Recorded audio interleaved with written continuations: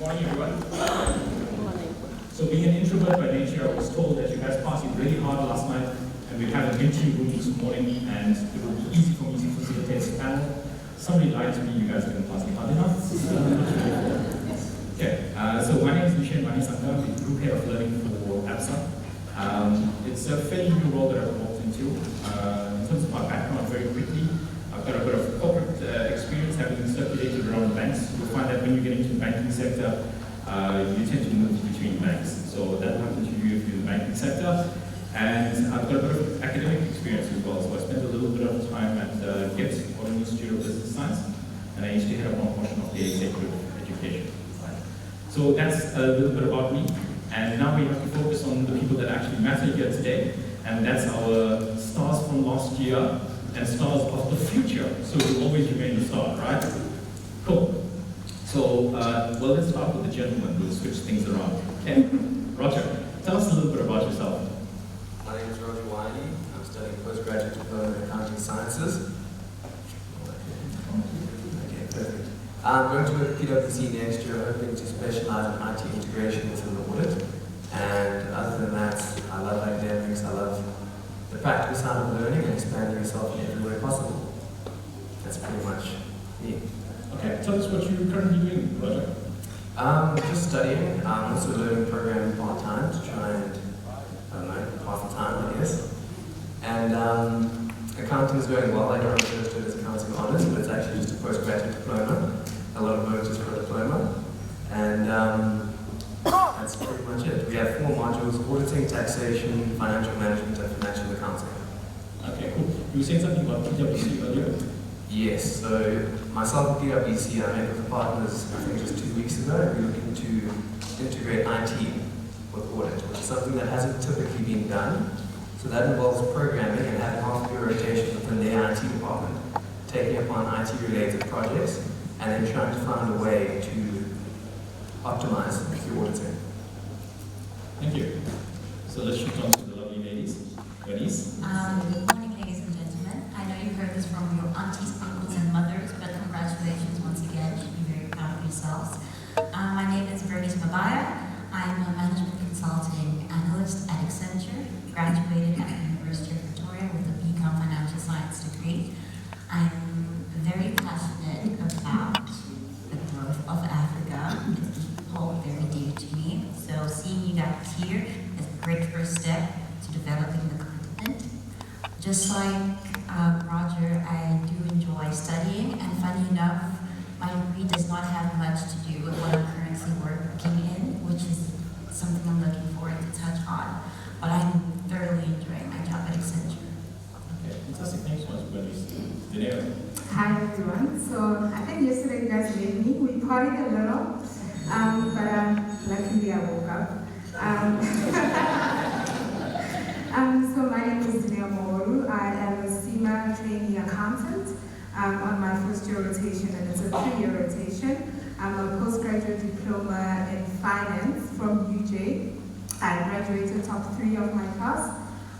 Also top 10 Gradstar.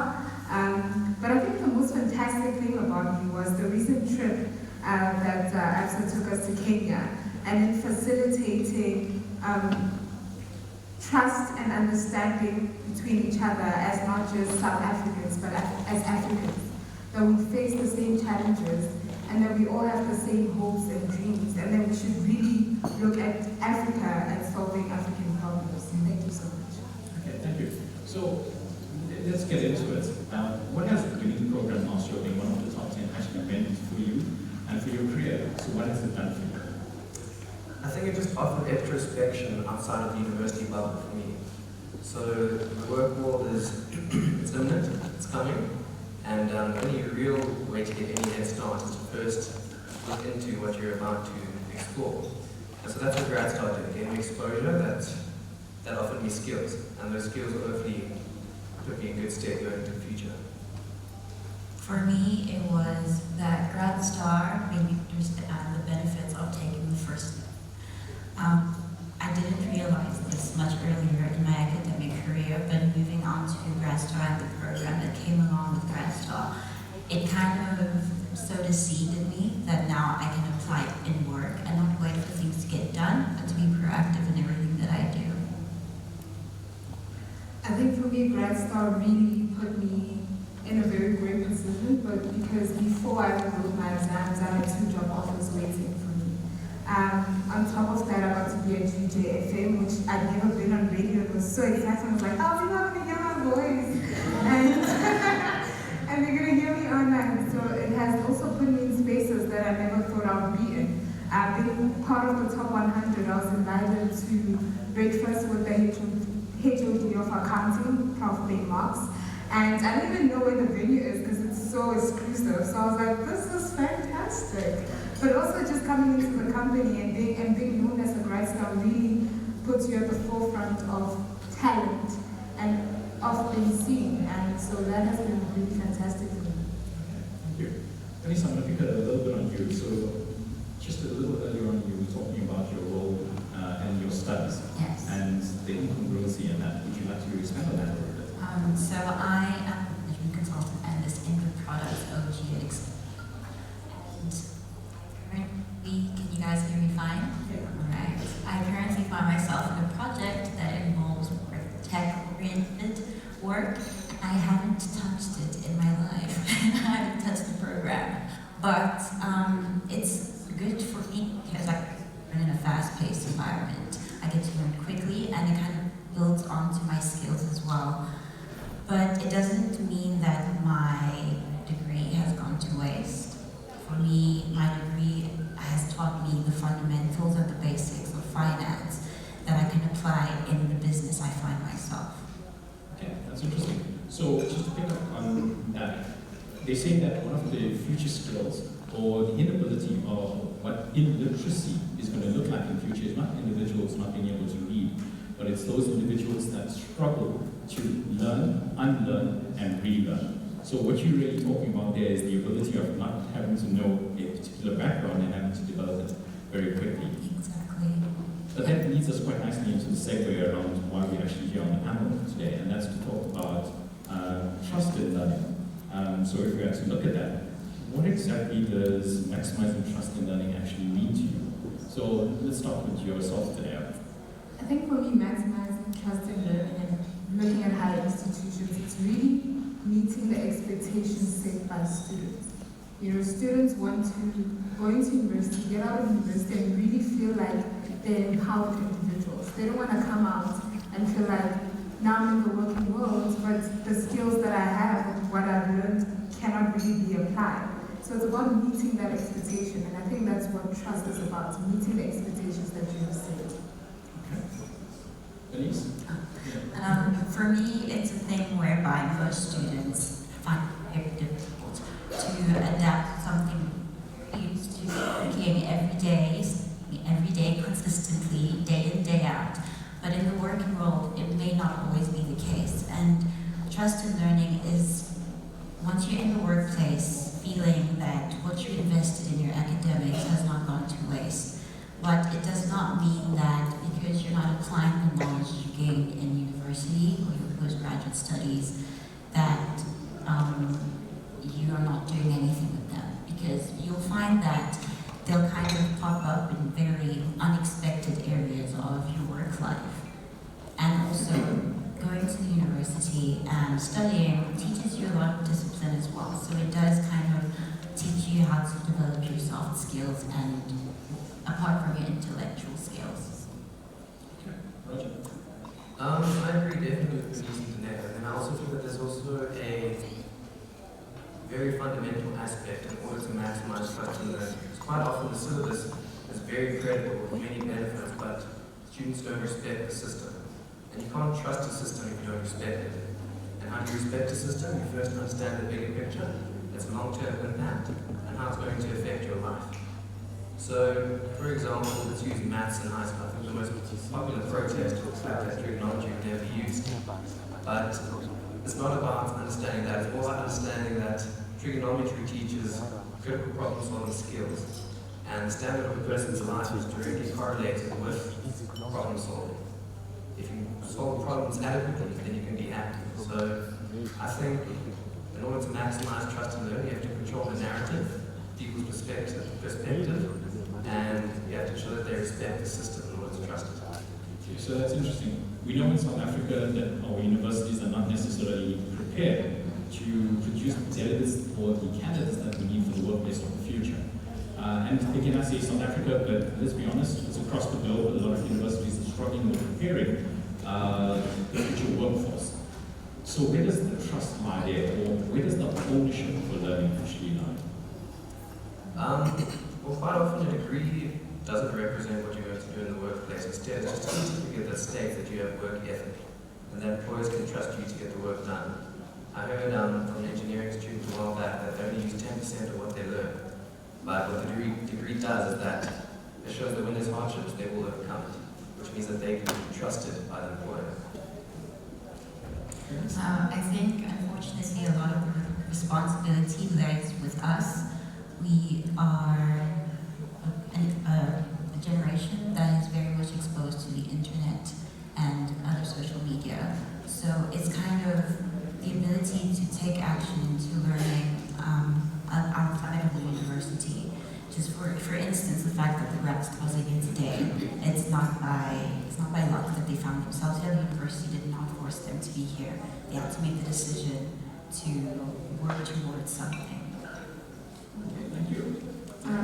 I guess I have very opposing views with respect to Bernice and Roger, but I think the responsibility lies with the institutions. You're making people pay a lot of money to get a certain skill set. I think it's also very important that you ensure that you have proper programs that really bring in the demand that's needed in workplace. You know what I mean? We live in South Africa, unemployment is very high. It's not very reasonable as an institution to then teach people things that you know when they get into the workplace are not really going to set them apart. And I mean, the world is changing. Why are we not changing that narrative? Why are we not challenging ourselves? Why are we still saying people still need to know all this knowledge? When they get into the workplace, you have technology that's doing it for them.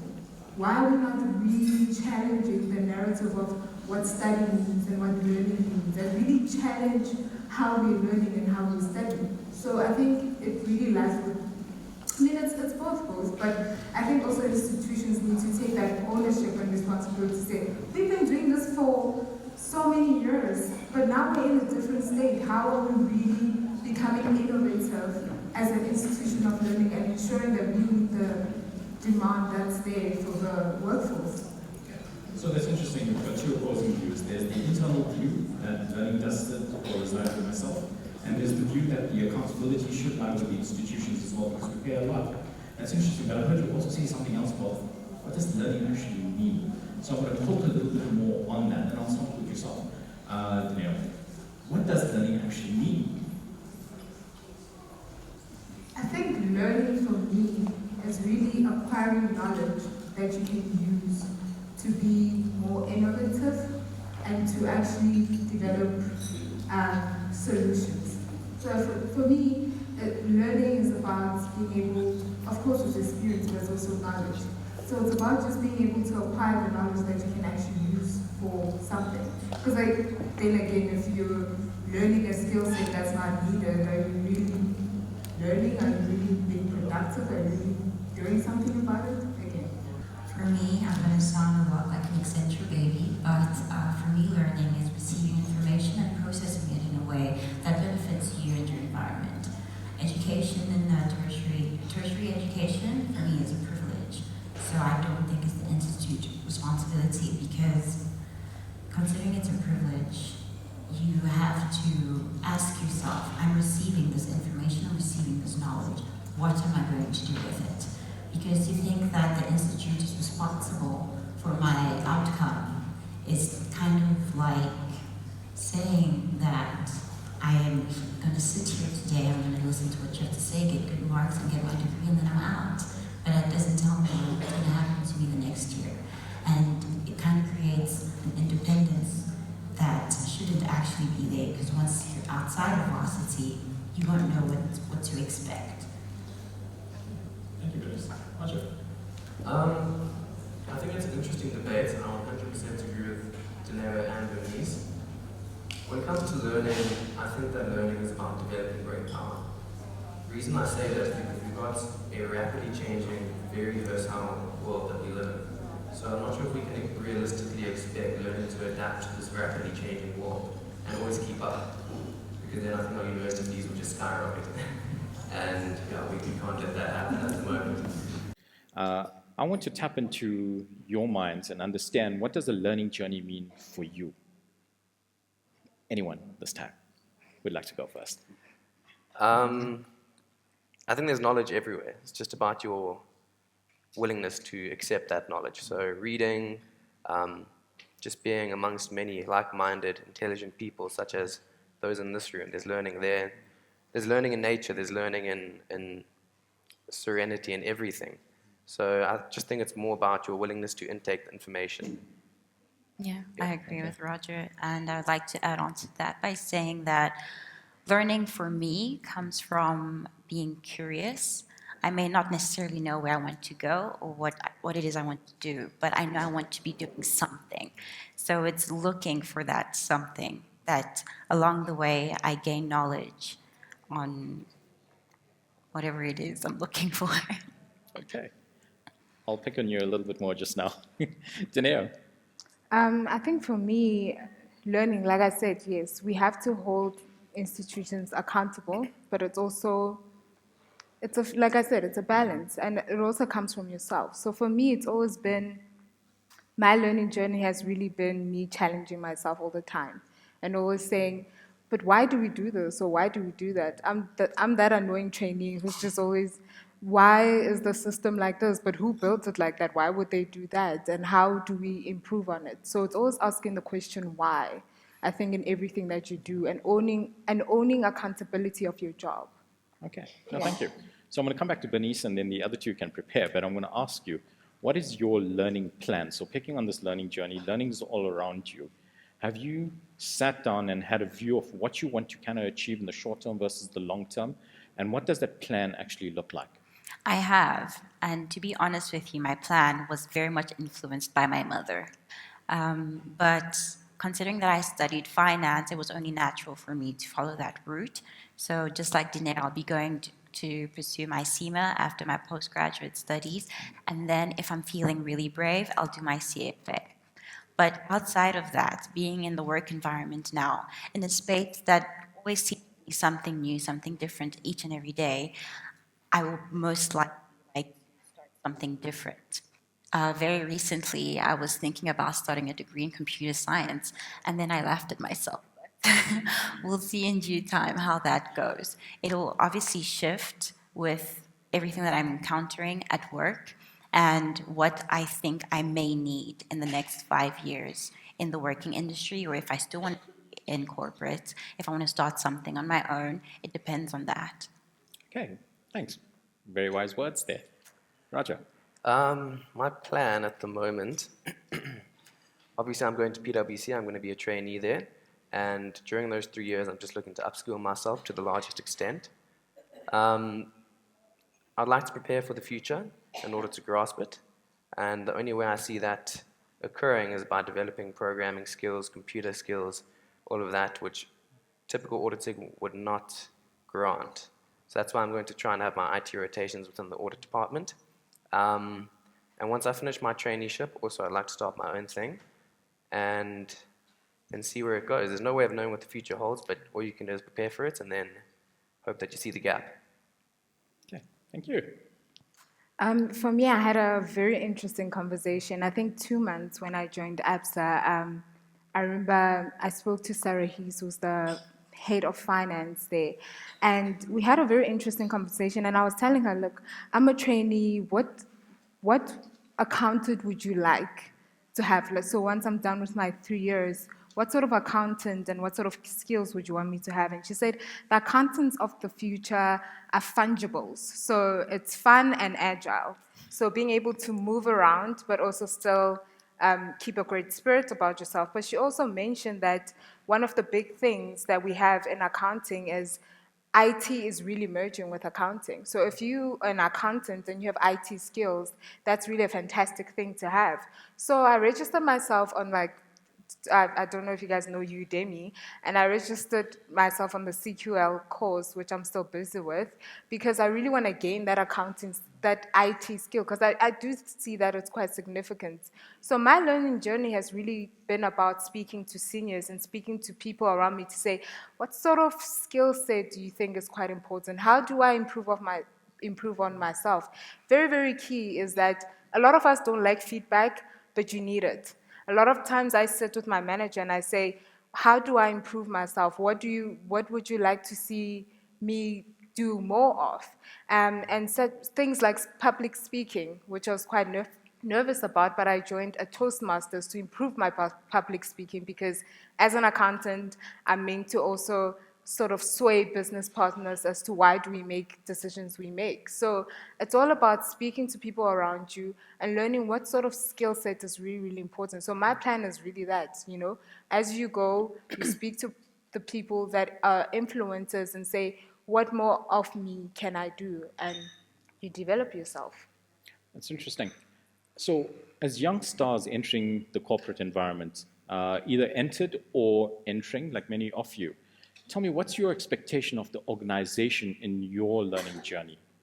I'm expecting there to be no organization.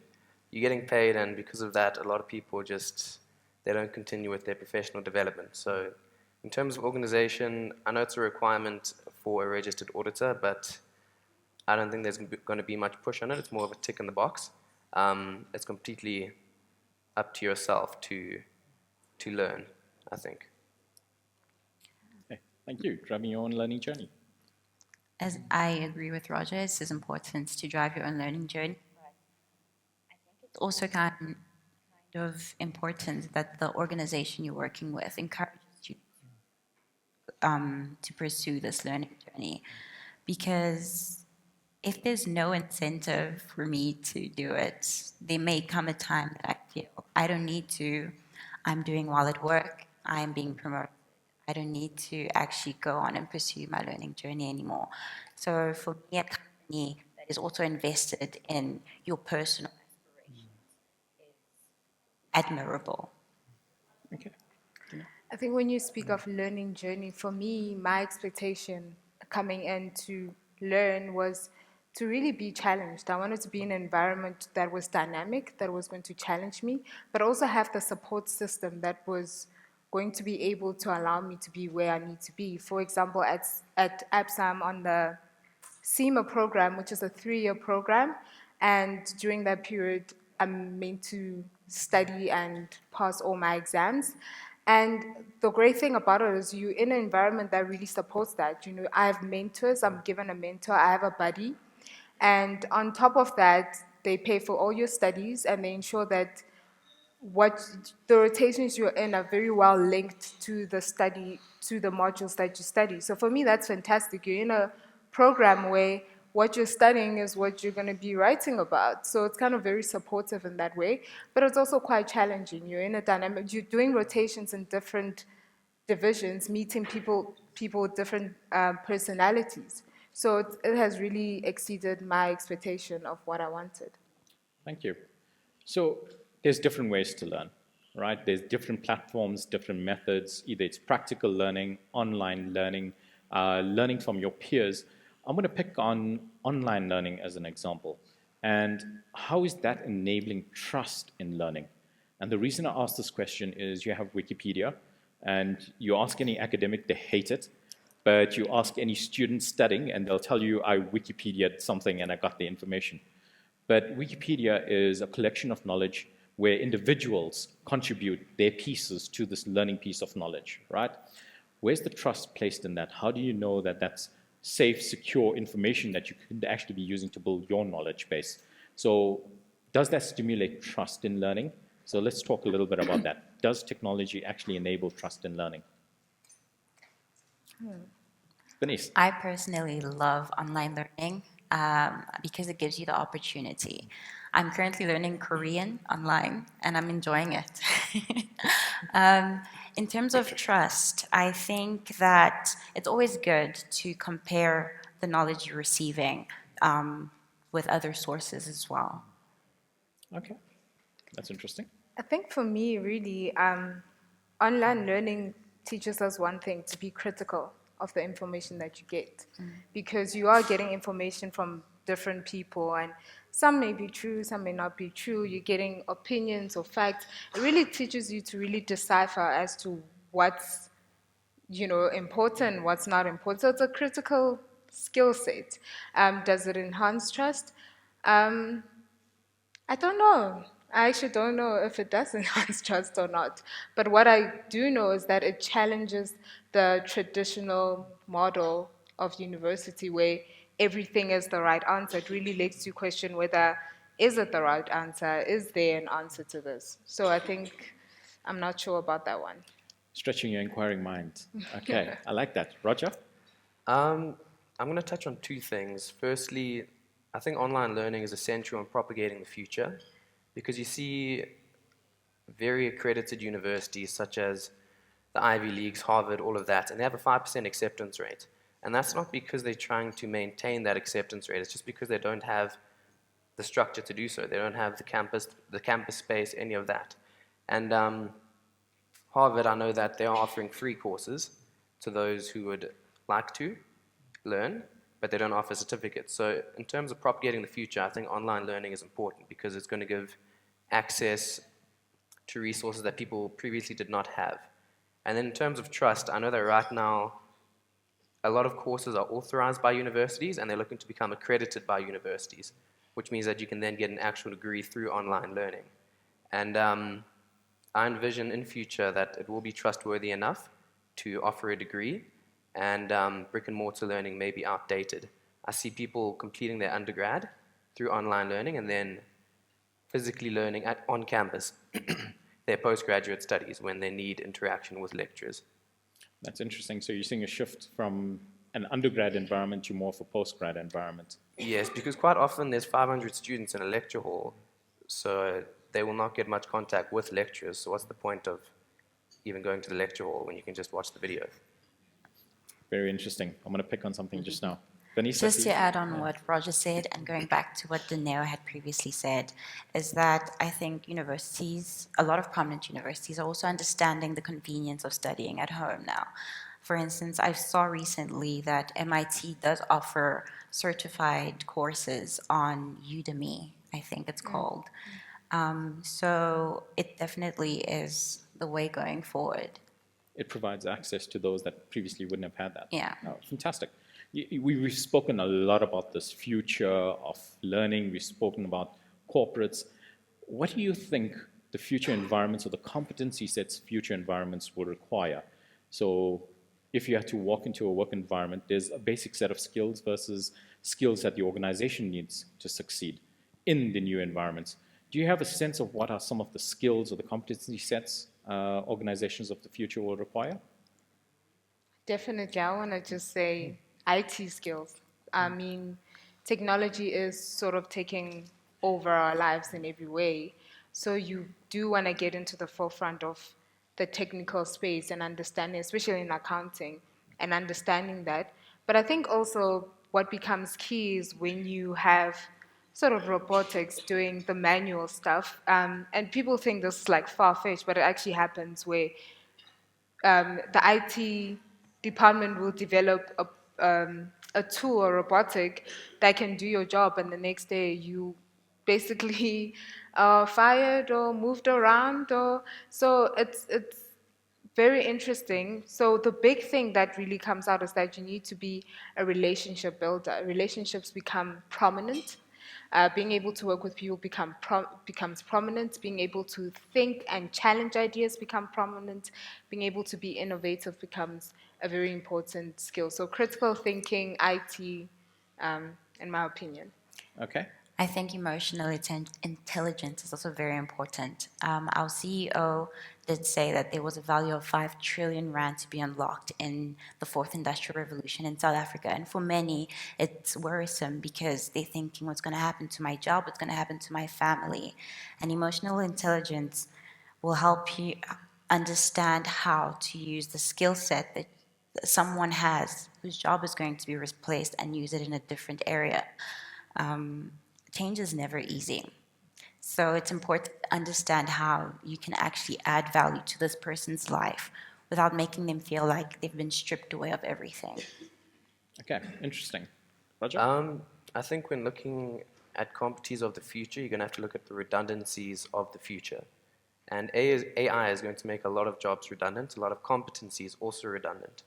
So if I had to summarize it, also expanding on what Dineo and Bernice said, I think the three things that AI cannot do is 1, build personal relationships or forge relationships, 2, emotional intelligence, and then 3, just be versatile. Because AI is a set of code, can't often adapt to the changing scenarios.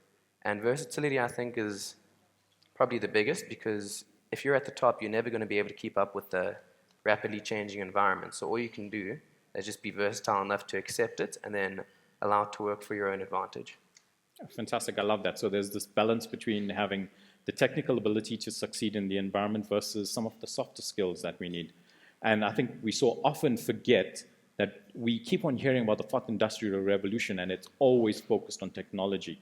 We forget the humanness in everything. The fact that humans still need to be there to be able to, in a sense, sometimes operate some of that machinery as we move through the process until artificial intelligence kicks in. When artificial intelligence kicks in, somewhere along the line, something's going to break. There's going to be a need for a coder. So that nice balance between the two sets of skills. What do you think this technological environment actually then means for something like a leadership role? What changes then are required of a leader in a technology-driven environment? And I heard you say some of that now. So let's pick a little bit on that. So Dineo, I think you said relationships. What does that actually mean in a technology-driven environment? I think one of the key things, especially when you're going through such a massive change with technology, is when you're a leader and you're leading people and they're kind of very nervous about the space, you have to almost be the calm one. You have to be the one who can really encourage them to accept that change, encourage them to use that change, and also sort of encourage a space where innovation and critical thinking can happen. So what's required more of a leader now, I think, in this kind of environment is someone that can really get a team to really work together and work with that technology and learn and also enhance learning with that AI. Like I said, IT knowledge is becoming quite an important skill. Oh, lovely. Thank you, Dineo. I definitely agree with what Dineo just said. The title of being a leader doesn't just happen. It comes with responsibilities. And one of the responsibilities is being open to change and driving your team into the right direction. A lot of leaders today are very much in the idea of why fix what's not broken. And that needs to change. They have to be open, they have to be agile and flexible to what's to come in order to grow their business and grow their people. Thank you.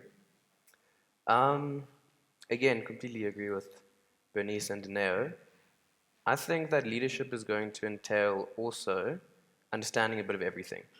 I think it's tough to manage people if you don't understand what they go through on a daily basis, the problems they face, and how they resolve those issues. So I think the leader of the future is going to have a very broad base of knowledge, be able to understand IT, finance, and various other levels of management in order to be able to manage their management, if that makes sense.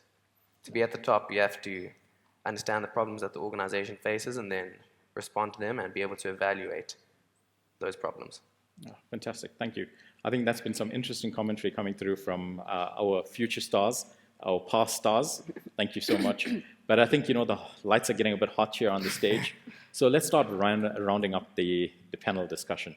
And I'd like to know from yourselves, is there any advice that you'd like to give to the current stars on the program?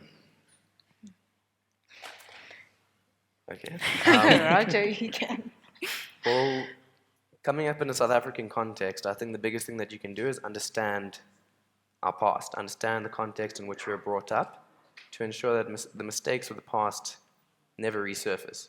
And also to understand the landscape that we're in. We're not third world, we're not first world, we're somewhere just, I don't even know where. So I think it's important to expand your knowledge base, understand our context. I heard a quote a while back that said, "He who controls the past controls the present, and if you control the present, you also control the future." So understand our context, help us grow as a global community, and then I think your success will be a byproduct. Thank you. Very wise words.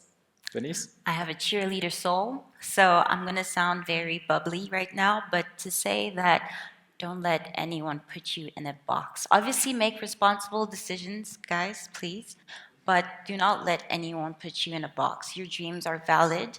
You had the drive to pursue them for a reason, so please go for them and keep on keeping on. And if you need a cheerleader, my LinkedIn is quite easy to find. I will definitely be there for you. Thank you, Bernice, and I definitely agree with that. I think for me, to just give you guys sort of an honest of what you really need when you leave here and what you really need to succeed is you need to learn to sell yourself. A lot of us and a lot of graduates, and I was speaking with HR, is you guys don't know how to sell yourselves. You haven't learned the skill set of who you are, what you can do, and why that company needs you. When you get into corporate, you need to learn how to sell yourself even further. Because do you know who's going to get the promotion? Do you know who's going to get the job? Do you know who's going to get the event? It's not going to be the most hardworking person. And I'm talking about experience. I've met people that are much more hardworking than me, much more intelligent than me, but they just don't know how to sell themselves. And therefore, they don't get the opportunities. If you know how to market yourself and sell yourself, you'll be in spaces that you never thought you could be. For example, because I was a speaker in my honors year, and then when I got into the grad program, I'd always tell everyone, like, I know how to speak, I mentor people, I do this, I do that. I got to speak at a conference of 400 executives at Absa. So you need to learn to get the skill of selling yourself, because that's where your success is going to come from.